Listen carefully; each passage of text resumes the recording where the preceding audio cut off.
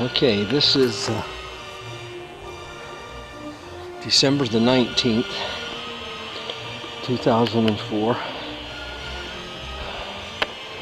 John and the boys have disappeared over the crest of that hill where the sun is going down behind, and we're approaching the Cadbury Castle, which legend has it is Camelot. Looking back, the muddy trail that we came up exits right out through those trees. Once again, we're gaining high altitude.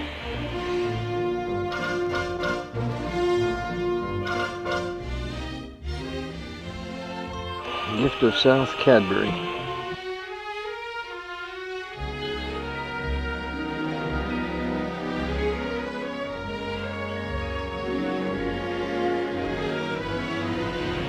That's where we were.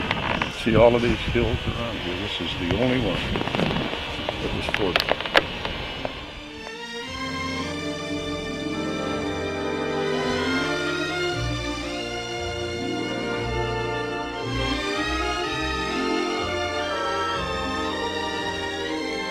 I want to know what makes that thing tick.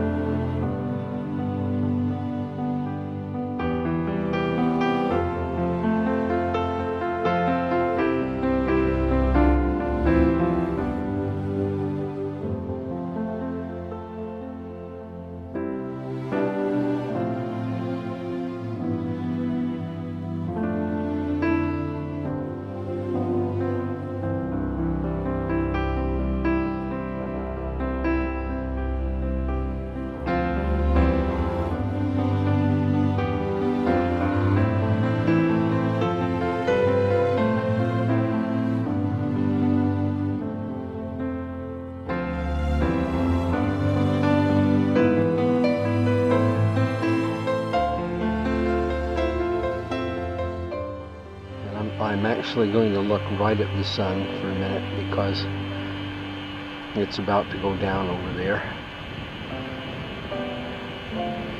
But as you can see, on this spot where Camelot, if it did exist, this was probably it. I don't know if you heard Blaine earlier, but that ridge along there, archaeologists ascertained was built there as part of the fortification of this hill, and they have found evidence that there were buildings on this hill.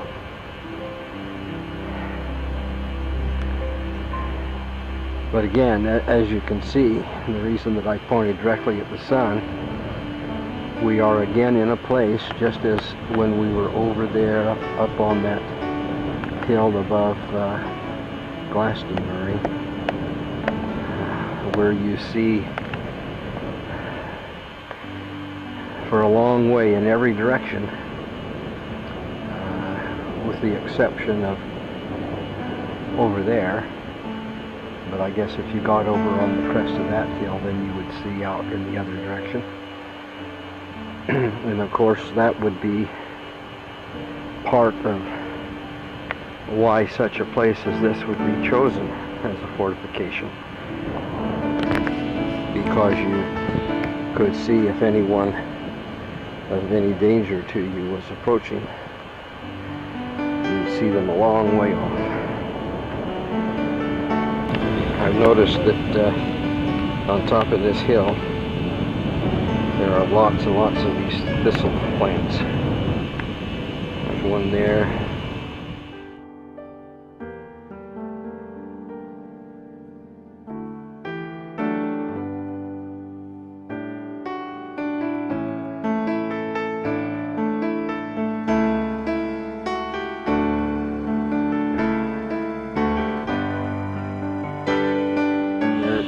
There's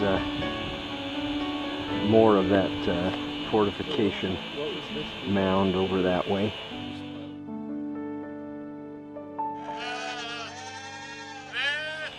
Some sheep living down at the bottom.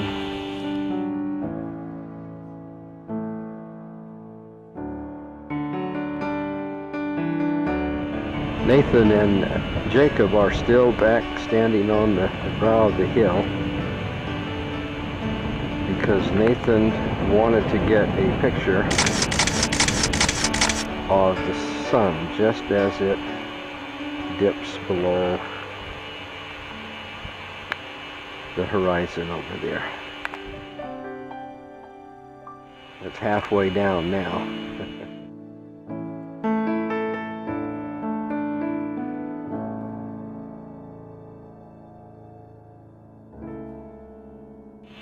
The muddy trail starts right down through those trees, but Wayne was telling us that as you can see the stones there, that this at one time was a very substantial stone fortification along here. So we're going to walk over and stand on it, take a look down.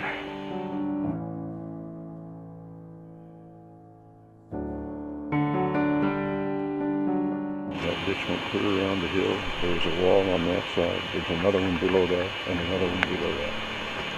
All man-made. All man-made. Those are fortifications of this hill. Were these filled with water in the days of their, I think so. their use?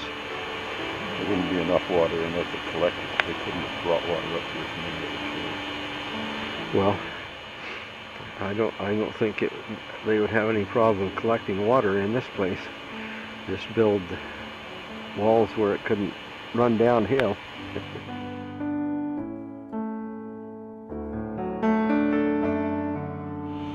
I swear that trail is muddier than when we came up.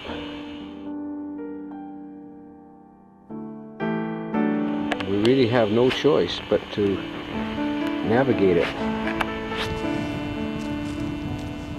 Man, this is terrible. Oh, quicksand.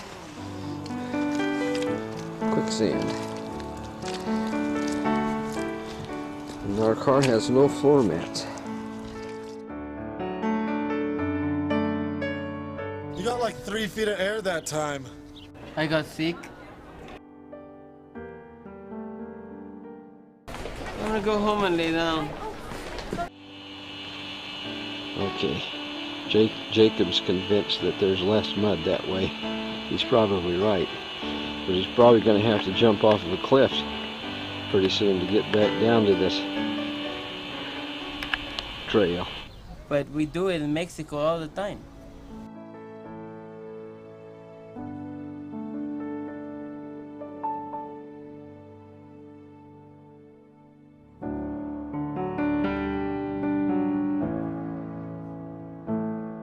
You notice everyone's going pretty gingerly down through here. It's treacherous.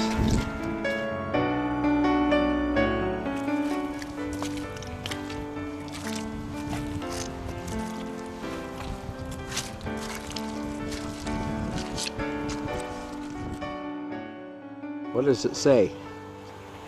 I'm not sure. It's talking about roads.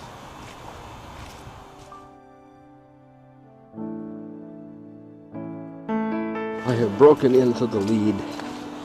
They're all behind me now.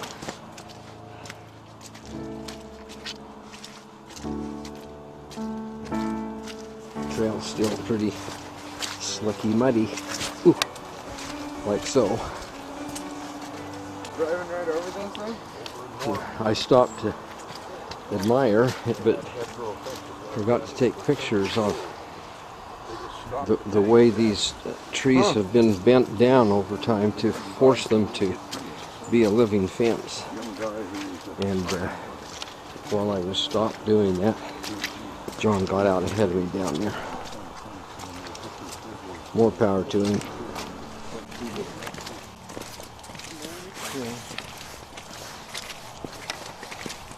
Normandy was an area of France where the Allied forces that Omaha invaded Omaha Beach. Is that part of it? No. Omaha Beach, Utah Beach, are part of No, I read something that they didn't really mean to land on Omaha Beach. What? They meant to land somewhere else. They accidentally landed on Omaha Beach. Dang. Which is a more heavily guarded anyways. What the heck? We may just get rid of them. That's a pretty good idea. I got no way. So just Dang.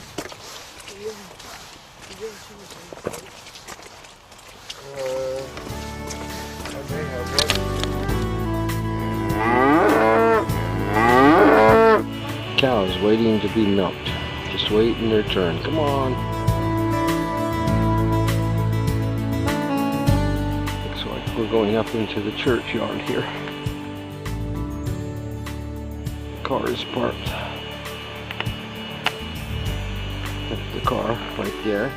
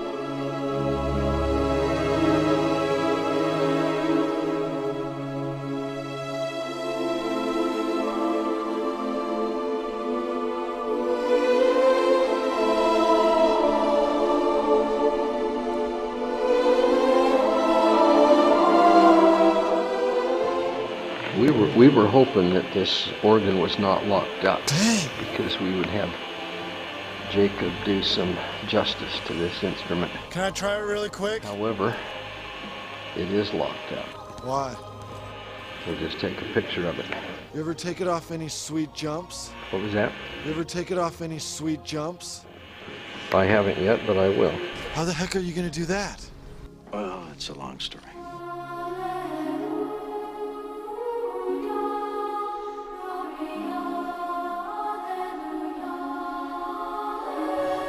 See that ye hold fast the heritage we leave you, yea, and teach your children its value, that never in the coming centuries their hearts may fail them, or their hands grow weak. Sir Francis Drake.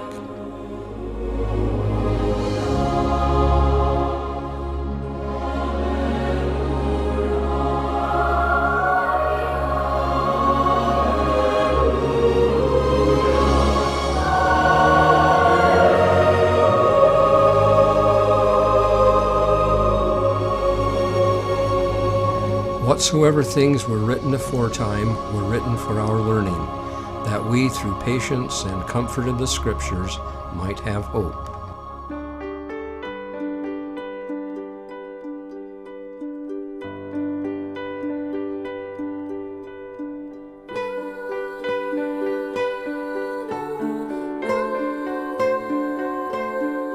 Your only friend is the one you built in shop class. What do you mean? Never mind.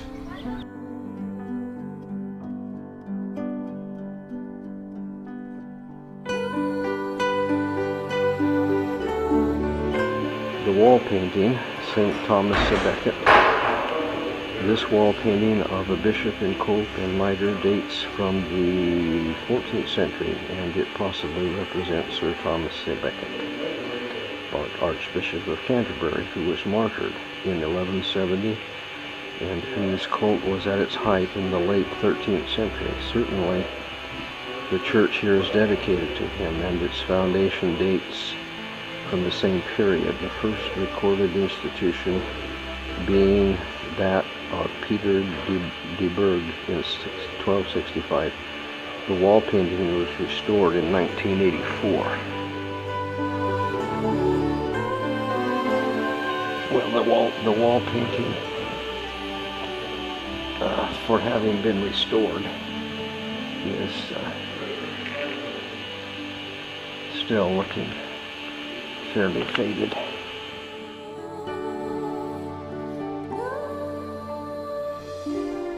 I must return to this place again. Aye, Captain.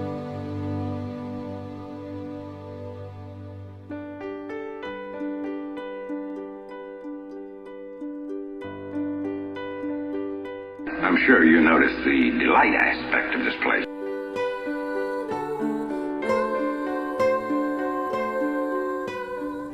Sorry.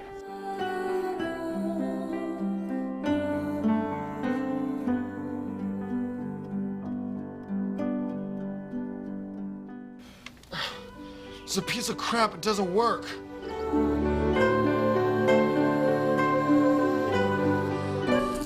I don't want anyone to see.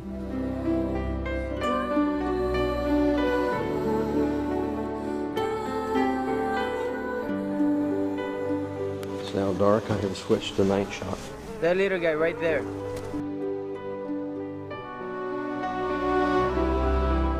Okay, I've got this on night shot. I have just come out of the door here.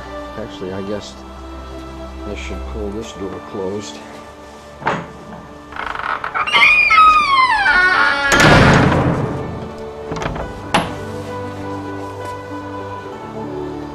And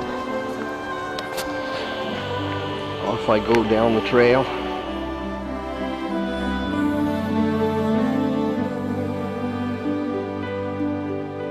Just before I go get in the car, I've got to capture just what's inside that window of the house across the road. Looks like shelves with magazines, books, etc. There was a guy named Soder. Cottonwood Creek was below the school. That's where Mrs. Soder lived before she. Where? Just down from Bonneview School on the. What?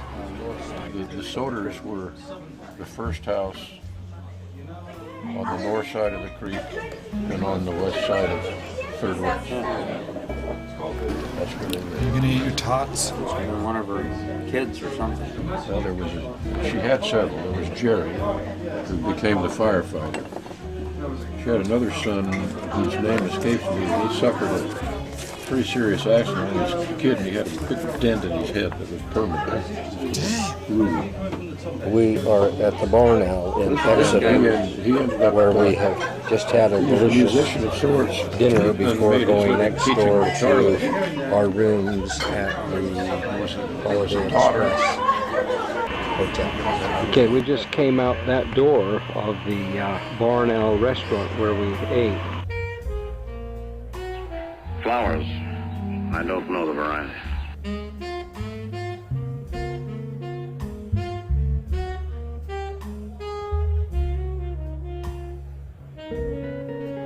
This is Exeter, England, and we have checked into the Express by Holiday Inn Hotel over there.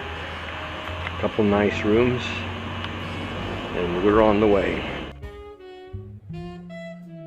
It's 6:30 a.m. on the morning of December 20th, 2004.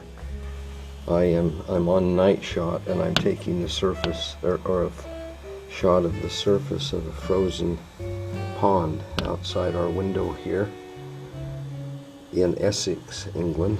I'm going to switch to regular shot now. I might be able to pick up. Anyway, this is the room we stayed in last night. Somebody's just knocking on the door to tell us that it's time to You coming with me? for our continental breakfast. Do I have a choice? Included in the price of our rooms. Take for the nice day here.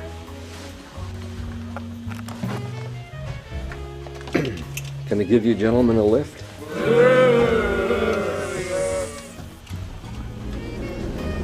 Oh man, what a motley crew. We've multiplied, there are millions of us.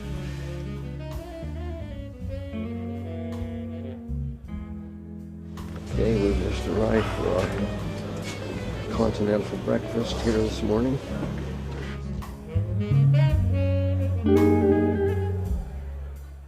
I believe it is time to move on.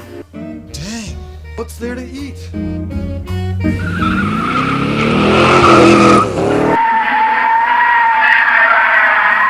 It's faster than walking, but not as safe. Are you afraid of cars? Not at all, Captain. It's your driving that alarms me. Spock, I've got the hang of it now. Go on. Now he did that just because he wanted something exciting on this tape. Not really. I know that none of you were expecting this. I'm sorry. Okay, well I was going to talk about how sometimes these roads are so narrow they get scary, and I guess that was a pretty good demonstration. Actually, this is kind of what I wanted to catch. Times we're driving between hedgerows on both sides of the road, and it's really strange how close you have to be to the hedges when cars come the other way. Okay, now how do you say the King Arthur birthplace? Tintagel. Okay, we're actually on what legend says is King Arthur's birthplace at Tintagel, down on the seashore. And we're seeing some country here that we wouldn't have seen except that the navigator missed a turn. And so we are now backtracking, albeit on a different road, to get back to that area.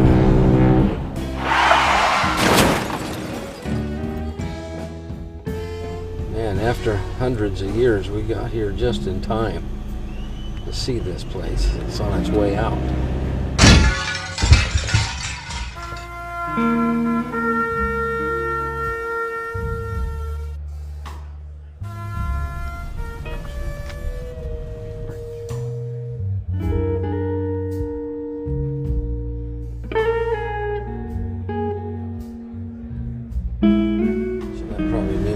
turned the wrong way. I'm sorry. Okay, we're driving into St. Teeth here. And then we're going to go north to West Downs on our way to Tintagel.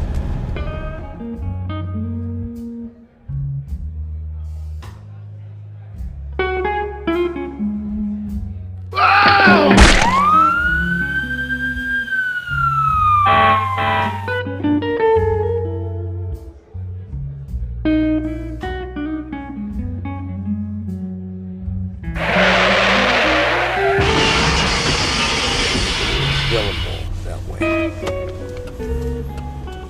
So this must be West Downs. We're heading towards Delabole.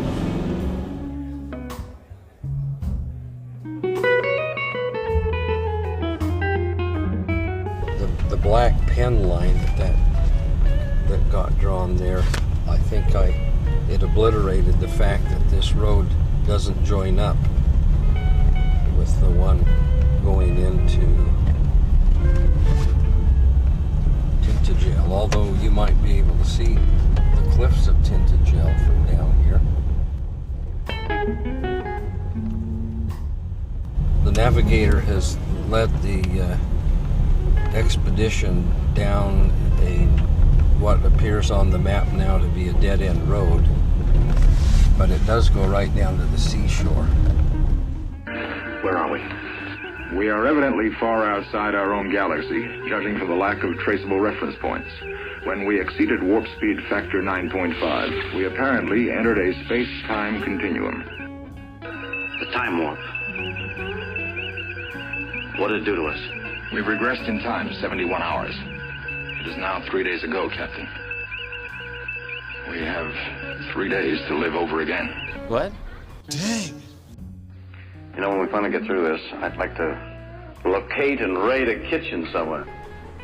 That's a pretty good idea.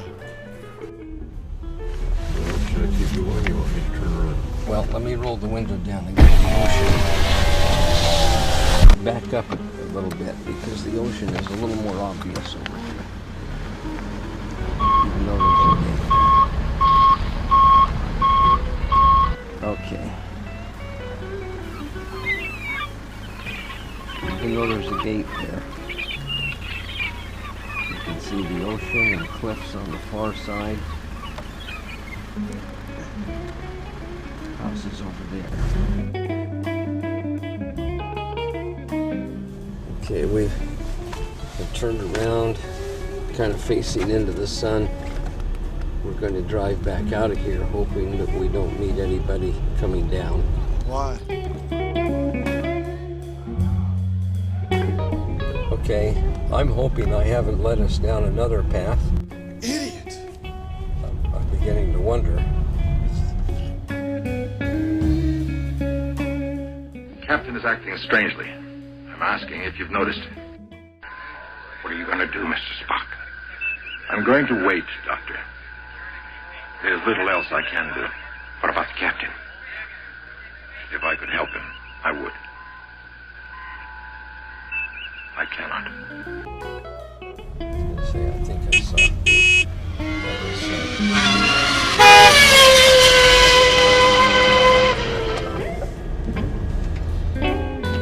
Where are we going? Where they went. Suppose they went nowhere. Then this will be your big chance to get away from it all.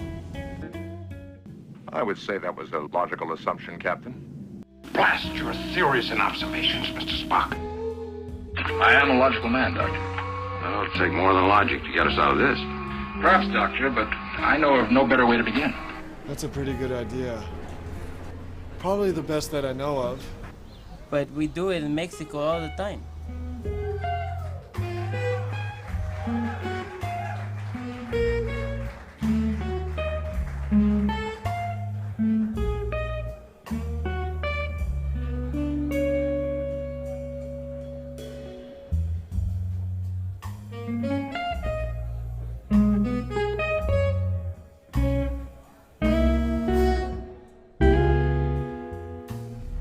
This can't be the only road into where all these people are living. They've got to be able to go over to Tintagel from here. What the heck are you guys doing? Trying to ruin my life? Please, sit down. Yeah, that's got to be the yellow road that we were after. It says Tintagel. 2.25 miles. That away.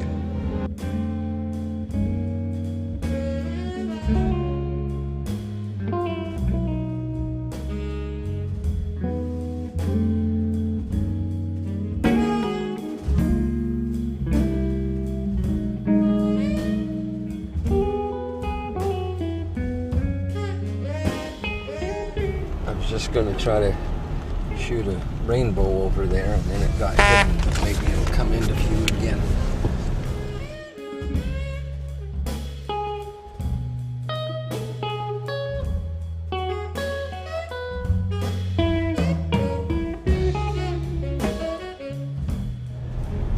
Slow down for fuck's sake.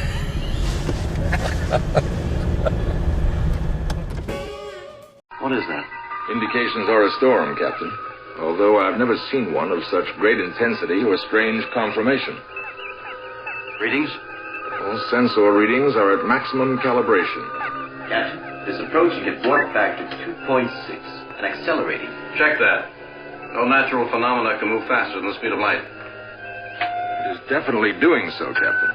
Therefore, it cannot be a phenomenon of nature. Mailbox built into the wall. Tintagel. We're certain now that whatever we're facing is terribly real. Well, now, what do you think of that? Well, gentlemen, all in all, an experience we'll remember in our old age. Which won't be for some while, I hope. Well, the expedition is suffering from extreme old age, and they're growing older by the minute, much older. My examinations have turned up absolutely nothing. In fact, I don't have a clue. This ship is in trouble. We better start solving problems faster than we pick up new ones. At the Atlantic, we're looking at. That's it. Yep.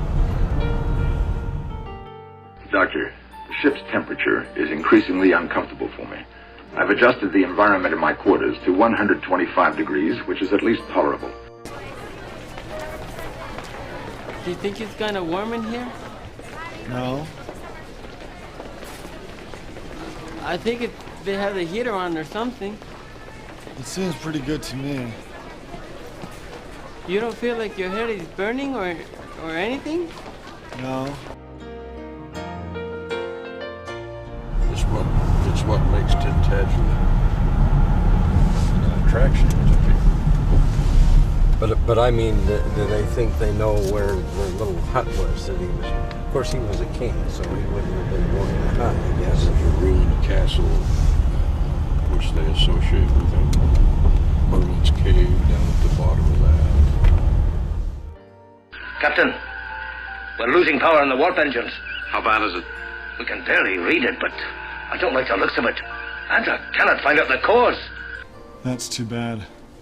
You're the science officer. Why aren't you, well, doing whatever a science officer does at a time like this? Step by step, I've made the correct and logical decisions. Tell Spock. It worked. It's either an old place or somebody did a pretty good job of replicating one. Captain, I believe that is our destination.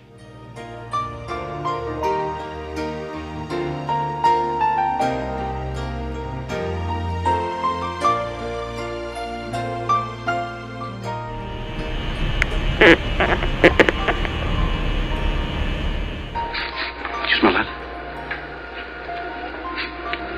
A sweet odor like honey.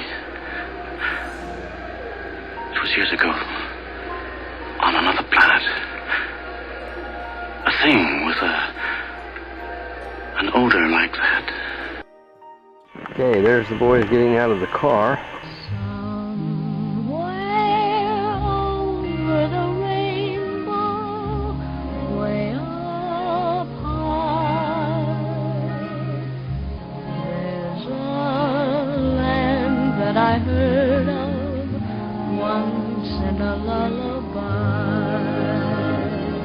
put my rain slicker on because it was raining, and now it seems to have stopped.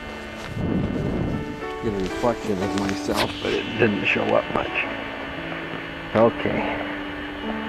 We're on our way out to the edge of the ocean here. Small window with a little Christmas elf in there.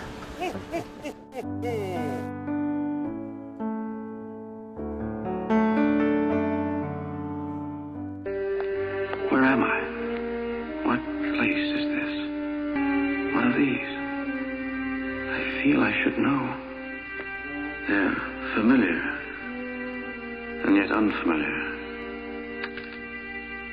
How did I get here? Who am I? Are you all right, Captain?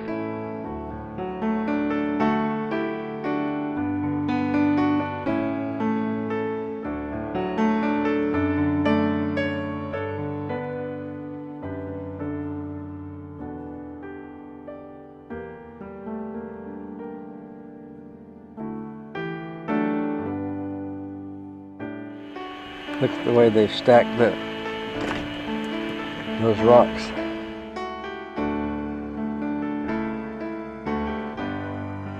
Here's some kind of a little plant growing out of the side of this wall. Flowers.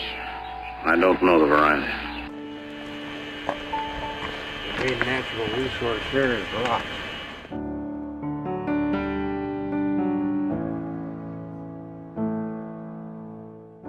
Captain is acting strangely. I'm asking if you've noticed. Kind of noticed that every place he takes us, we go through one of these ordeals. This one's backwards though. We're going to climb down first and then up.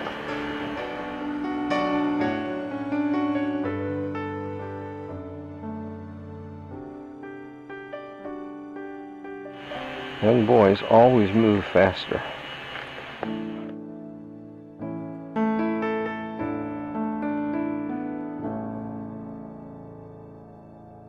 Flowers. I know the variety.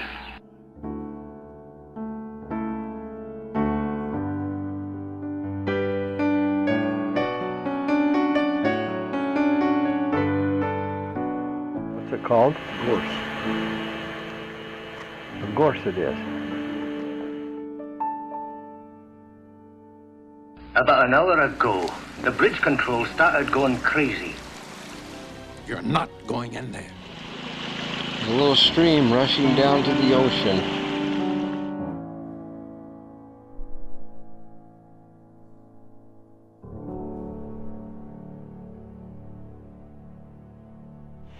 The ruins of the castle here at Tintagel. I don't think so. I don't think I said that right, however they say it. That's true. The stream going down.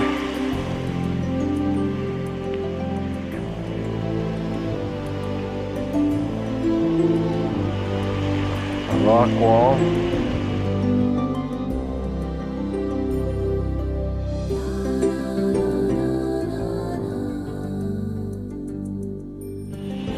The ocean out there.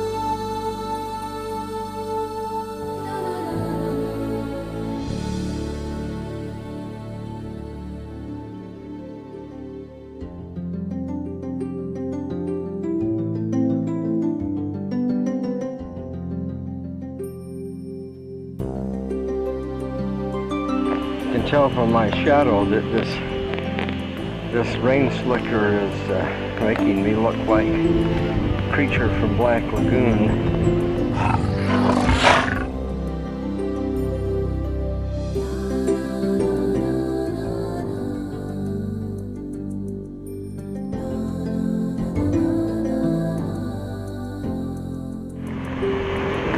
Did they climb up this side right here?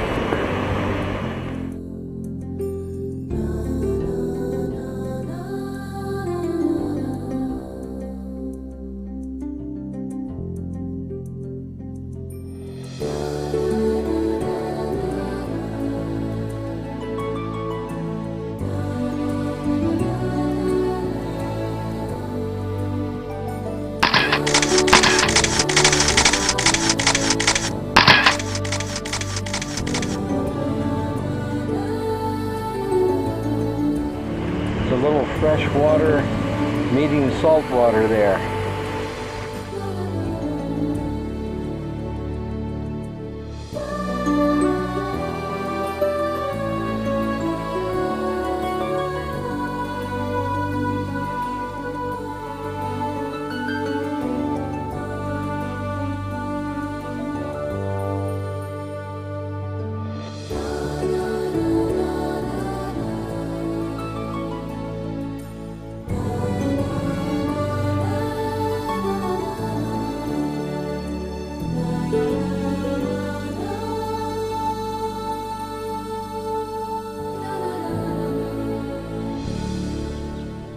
But we do it in Mexico all the time.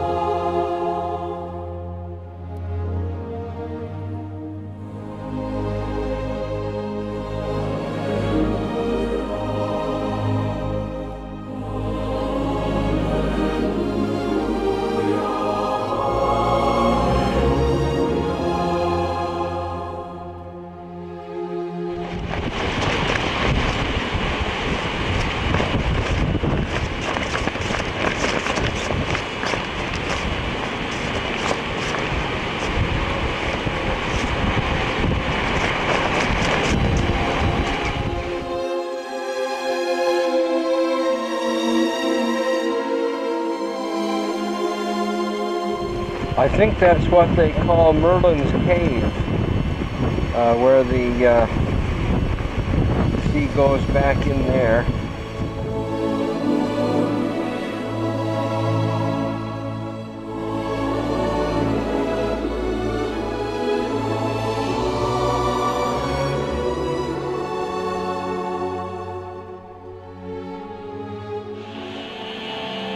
Across 1,000 years, Tintagel and the legend of King Arthur have become inseparable.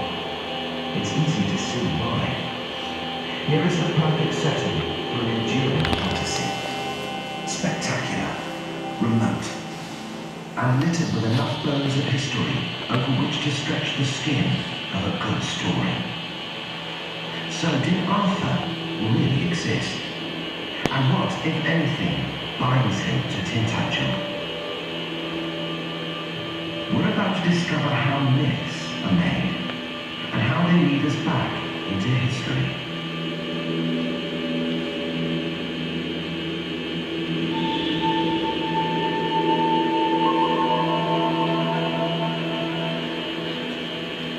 From the moment you set foot on the island, you'll discover that evidence of someone great and powerful clings to the rock like limpets.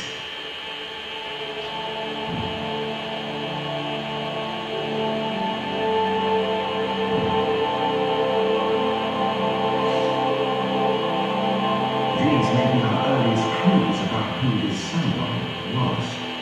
A few surviving objects brought from the Mediterranean.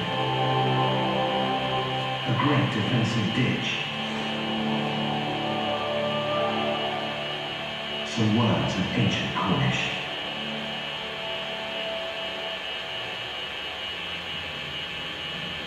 Din Tadjo means fortress with a narrow entrance.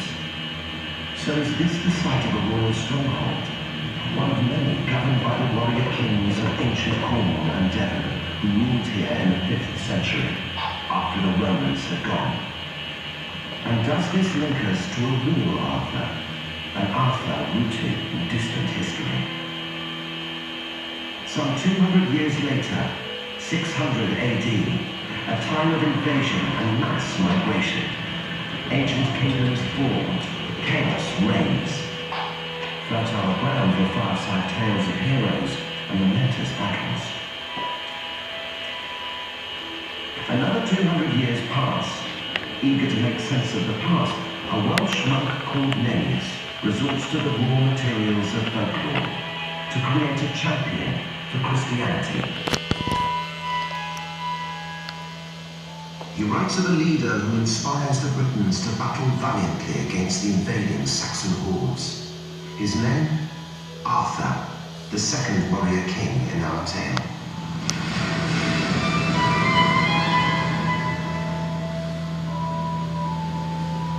Three more centuries on, and civil war has plagued the land.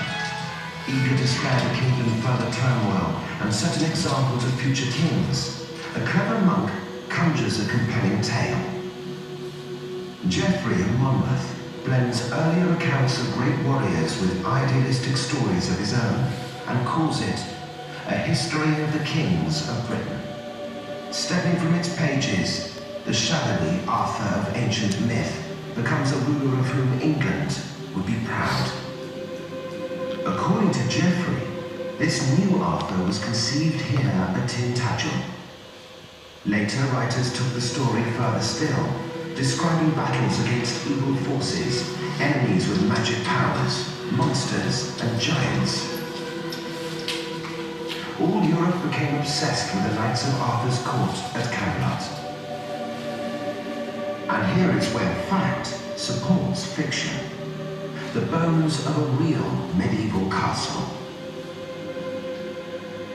A stronghold fit for a king, but not built by one. This fortress was built in 1233 for Earl Richard, brother to King Henry III. Its purpose is obscure, for it holds no strategic value, unless, of course, you want to bask in power by association with Arthur's legend. Traces of Richard's dream abound. Here lies a walled garden, the perfect setting perhaps for his countess to impress important guests with romantic tales of chivalry. But Arthur was to change yet again. For this, we can thank a knight called Sir Thomas Malory. During the 15th century, he embroidered the story, stitching together strands of English and French accounts. Malory refashioned a new tale of the Round Table, fitting for his time. Then, once again, the legend slumbered, only to awaken centuries later with fresh vigor.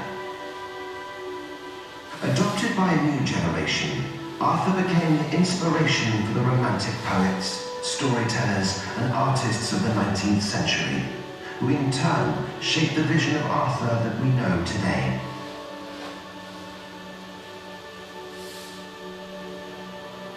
For the moment, our story is over. But what of the place that helped to inspire it? Despite the forensic eye of archaeology, Arthur's bond with Tintagel continues to elude us. Is there more to discover? Cross over the bridge and see for yourself.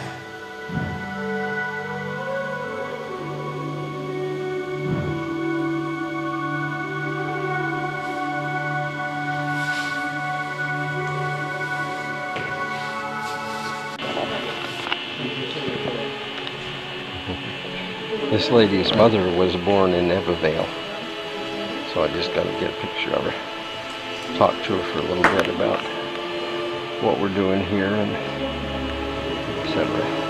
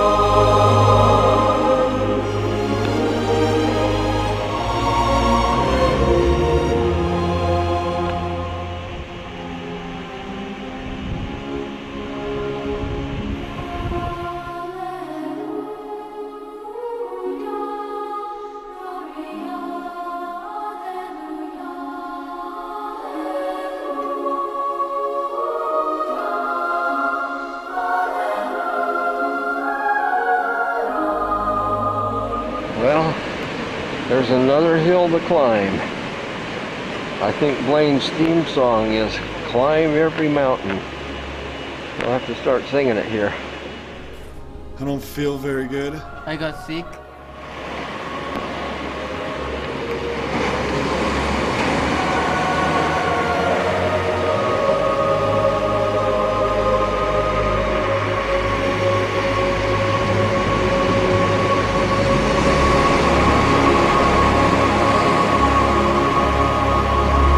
Like we could go down to go in Merlin's cave. At low tide, apparently there's no water in the cave, and then you can go in there.